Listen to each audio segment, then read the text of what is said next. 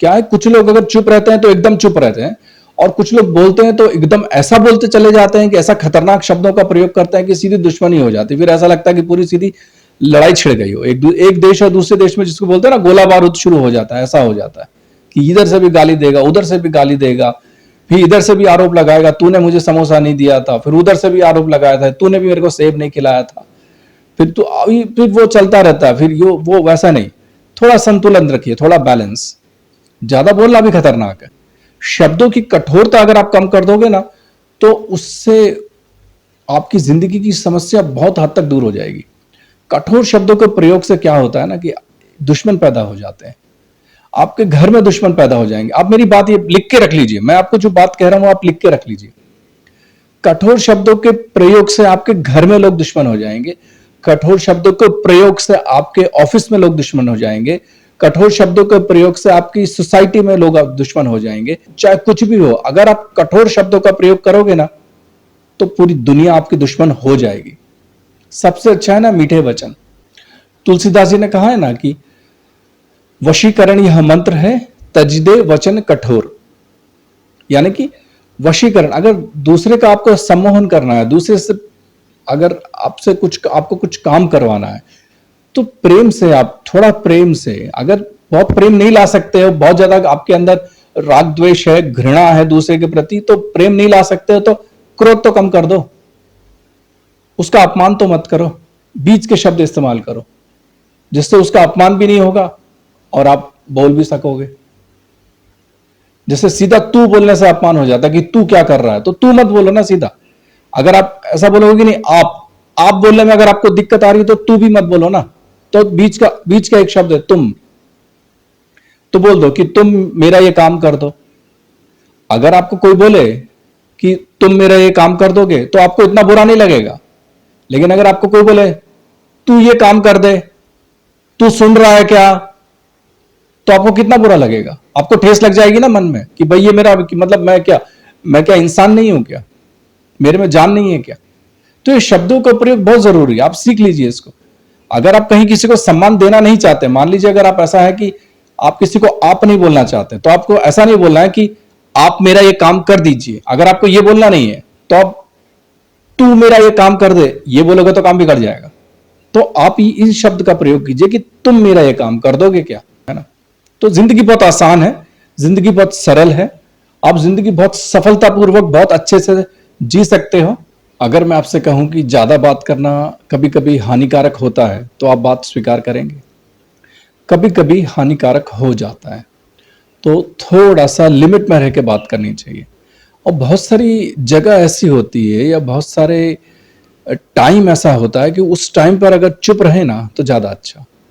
कुछ ऐसी जगह है जहां पे चुप रहना व्यक्ति के हित में होता है। मैं आपको बताता हूं कि कौन सी ऐसी जगह है जहां पे चुप रहना चाहिए।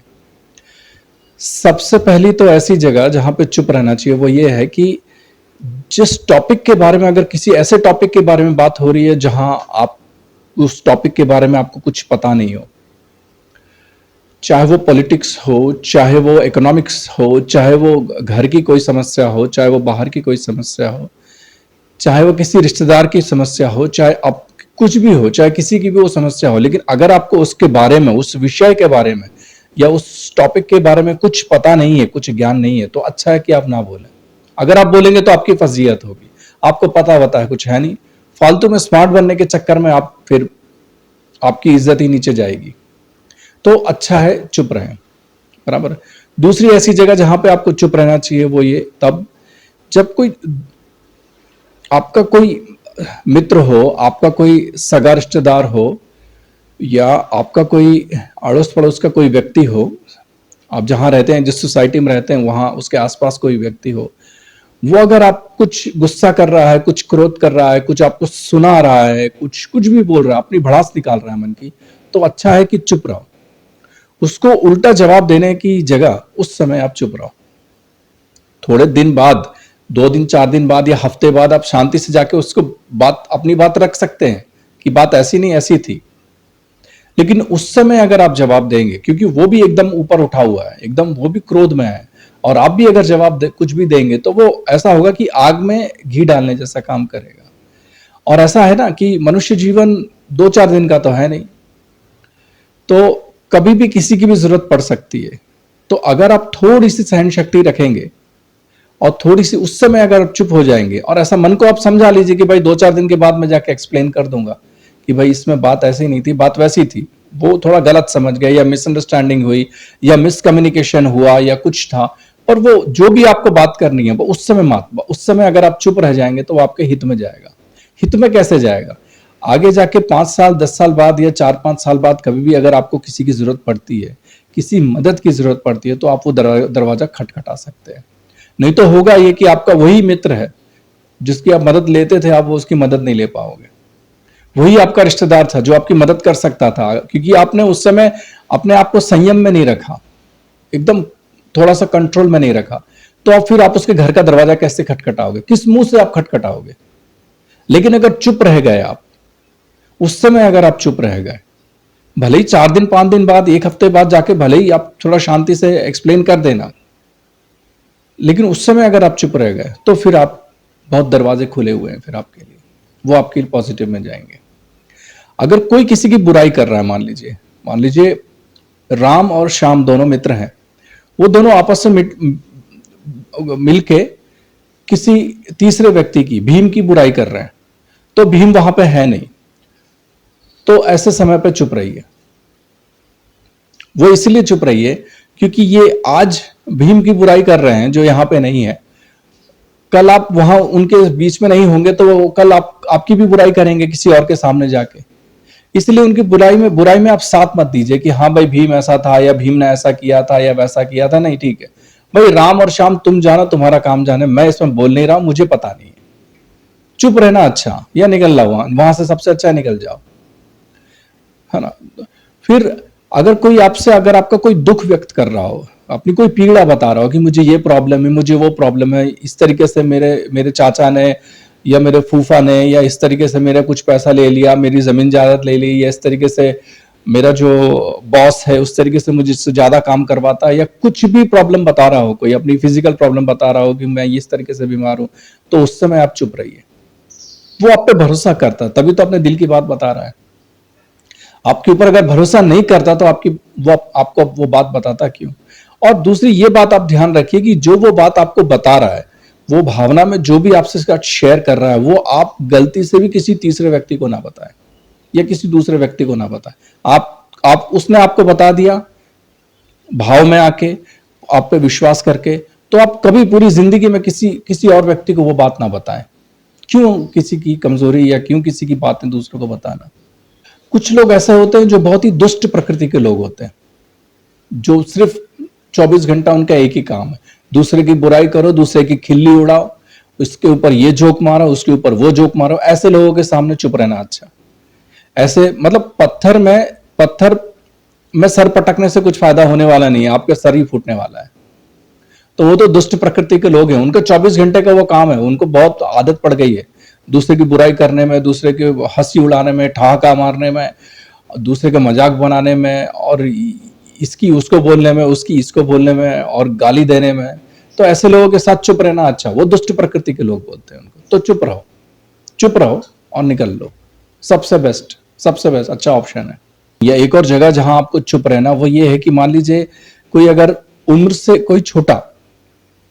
में कोई छोटा व्यक्ति है, या पदवी में, जिसको बोलते हैं ना कि पोजीशन में अगर कोई ऑफिस में छोटा हो, तो अगर किसी का बॉस उसके एम्प्लॉय पे चिल्ला रहा है, या मैनेजर एक एम्प्लॉय पे चिल्ला रहा है, या एक बाप अपने बेटे पे उसको कुछ समझा रहा है, चिल्ला रहा है, या छोटे किसी भी उम्र से छोटा, या फिर पोजीशन से, जिसको बोलते हैं ना पदवी में छोटा, उस पर अगर कोई कुछ क्रोध व्यक्त कर रहा है, उसको कुछ बुरा भला बोल रहा है कि तेरी वजह से ये काम बिगड़ गया, तेरी वजह से वैसा काम बिगड़ गया, तूने ऐसा कर दिया, तूने वैसा कर दिया, तू लापरवाह है, तू एकदम बेईमान है, तू एकदम ऐसा है वैसा है, तो उस समय आप कुछ ना बोलें। अगर आप वहां पे हैं तो कुछ नहीं बोले, या तो चुप रहें या तो वहां से निकल लें।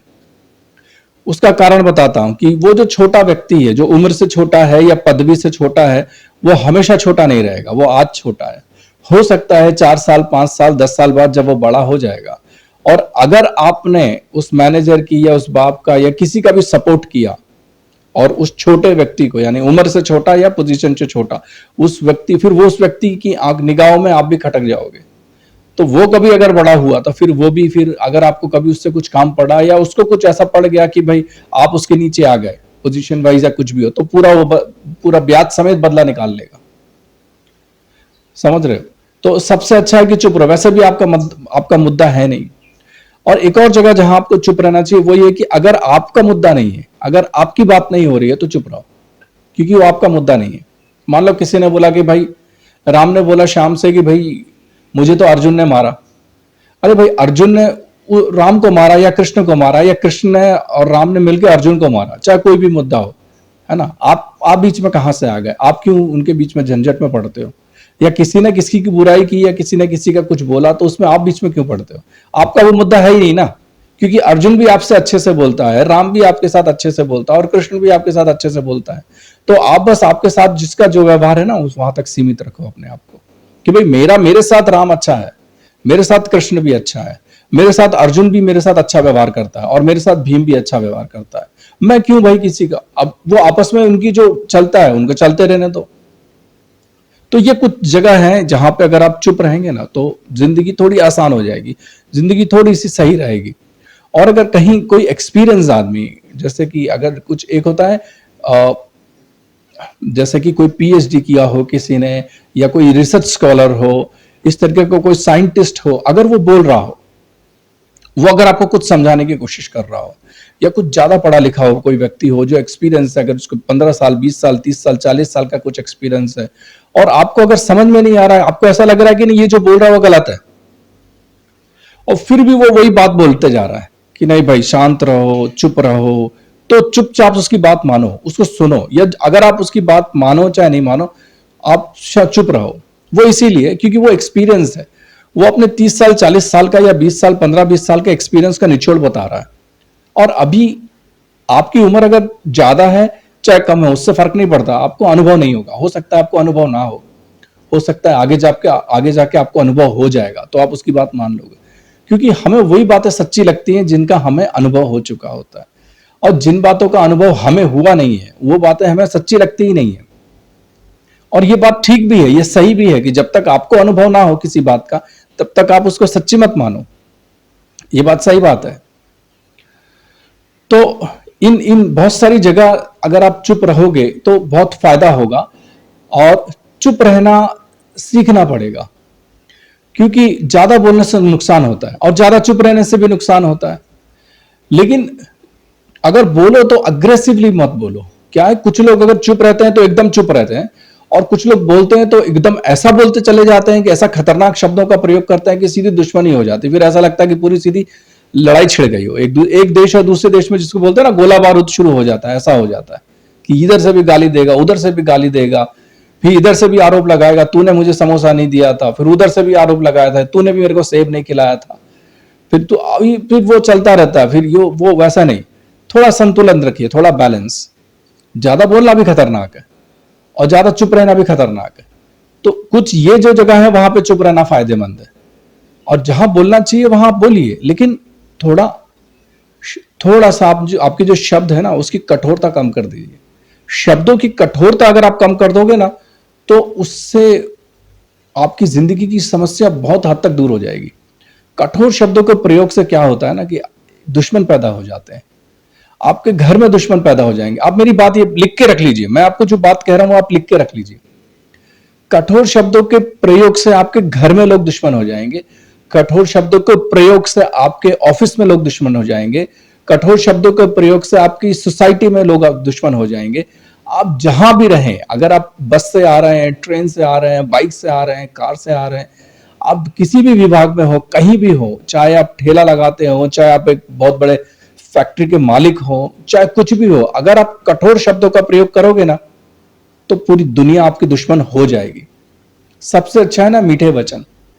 तुलसीदास जी ने कहा है ना कि वशीकरण यह मंत्र है, तजदे वचन कठोर। यानी कि वशीकरण, अगर दूसरे का आपको सम्मोहन करना है, दूसरे से अगर आपको कुछ काम करवाना है तो प्रेम से, आप थोड़ा प्रेम से, अगर बहुत प्रेम नहीं ला सकते हो, बहुत ज्यादा आपके अंदर राग द्वेष है, घृणा है दूसरे के प्रति, तो प्रेम नहीं ला सकते हो तो क्रोध तो कम कर दो, उसका अपमान तो मत करो, बीच के शब्द इस्तेमाल करो जिससे उसका अपमान भी नहीं होगा और आप बोल भी सकोगे। जैसे सीधा तू बोलने से अपमान हो जाता है कि तू क्या कर रहा है, तो तू मत बोलो ना सीधा। अगर आप ऐसा बोलोगे कि नहीं आप बोलने में अगर आपको दिक्कत आ रही है तो तू भी मत बोलो ना, तो बीच का एक शब्द है तुम, तो बोल दो कि तुम मेरा ये काम कर दो। अगर आपको कोई बोले कि तुम मेरा ये काम कर दोगे तो आपको इतना बुरा नहीं लगेगा, लेकिन अगर आपको कोई बोले तू ये काम कर दे, तू सुन रहा है क्या, तो आपको कितना बुरा लगेगा, आपको ठेस लग जाएगी ना मन में कि भाई ये मेरा मतलब मैं क्या इंसान नहीं हूं क्या, मेरे में जान नहीं है क्या। तो ये शब्दों का प्रयोग बहुत जरूरी है, आप सीख लीजिए इसको। अगर आप कहीं किसी को सम्मान देना नहीं चाहते, मान लीजिए अगर आप ऐसा है कि आप किसी को आप नहीं बोलना चाहते, तो आपको ऐसा नहीं बोलना है कि आप मेरा ये काम कर दीजिए। अगर आपको ये बोलना नहीं है तो आप तू मेरा ये काम कर दे, ये बोलोगे तो काम बिगड़ जाएगा। तो आप इस शब्द का प्रयोग कीजिए कि तुम मेरा ये काम कर दोगे क्या, है ना। तो जिंदगी बहुत आसान है, जिंदगी बहुत सरल है, आप जिंदगी बहुत सफलतापूर्वक बहुत अच्छे से जी सकते हो। धन्यवाद।